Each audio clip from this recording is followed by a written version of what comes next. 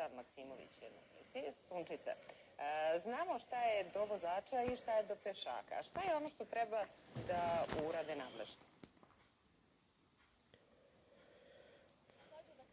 Mi se trenutno nalazimo na raskrsnici ulice Kralja Petra, Dubrovačke i Cara Dušana. Sugrađani kažu da je ova raskrsnica jedna od prometnijih, ali i problematičnijih, zato što zeleno svetlo na semaforu koji se upravo upalilo ne drži dovoljno dugo. Mi smo merili i u proseku 9 sekundi traje zeleno svetlo na semaforu, ali evo u ovom momentu se upalilo crveno. Mi se nalazimo na sredini ulice i mi, ali i veliki broj sugrađana, nismo uspeli da pređemo. Vozila koje skreću iz ulice Kralja Petra stoje na sred ulice i propuštaju srećom pešake, ali moglo je biti i drugačije. Dakle, ovaj pešački ne drži dovoljno dugo zeleno svetlo za pešake i to može naravno biti problematično i opasno. Primetili smo u proteklih 45 minuta koliko se mi ovde nalazimo da sugrađani pretrčavaju ulicu, da vozila koja skreću iz Kralja Petra ne zaustavljaju se na pešačkom prelazu, iako je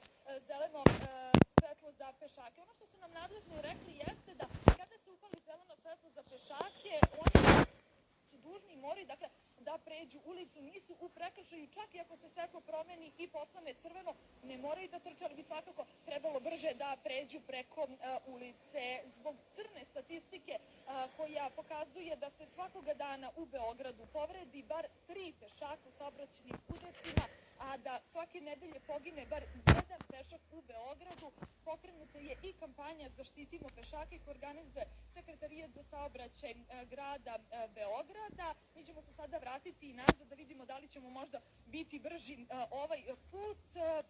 Dakle, kampanja grada Beograda kažu da ima za cilj to da svi shvatimo da smo učesnici u saobraćaju i da budemo pažljivi i mi kao vozači, ali i kao pešaci. Ni ovaj put nismo uspeli da pređemo ovu raskrsnicu dok je trajalo zeleno svetlo, tako da to možda jeste apel na nadležne da se zeleno svetlo za pešake produži na pojedinim raskrsnicama. Ovo nije jedina, sugrađani kažu da je problem veliki takođe i na raskrsnicama preko bulevara. Mi smo izveštavali o problematičnim situacijama, mnogo toga i uspeli da promenimo. Recimo, na Smederevskom putu, posle našeg izveštavanja, postavljen je pešački prelaz. Godinama su tamo sugrađani pretrčavali ulicu. Zatim, u zonama oko škola u naselju Veljko Vlahović bolje je ofarban pešački prelaz i postavljeni su novi znaci. Takođe, posle našeg izveštavanja ukinuta je i zbunjujuća strelica za uslovno skretanje u zoni oko osnovne škole u Mirjevu. Slađo?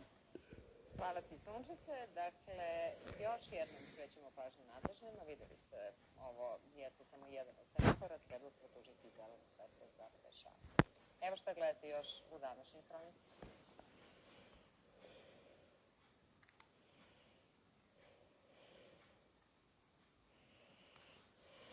Muzej bio zatvoren za javnost. Za 28. juni najavljeno je svečano otvaranje.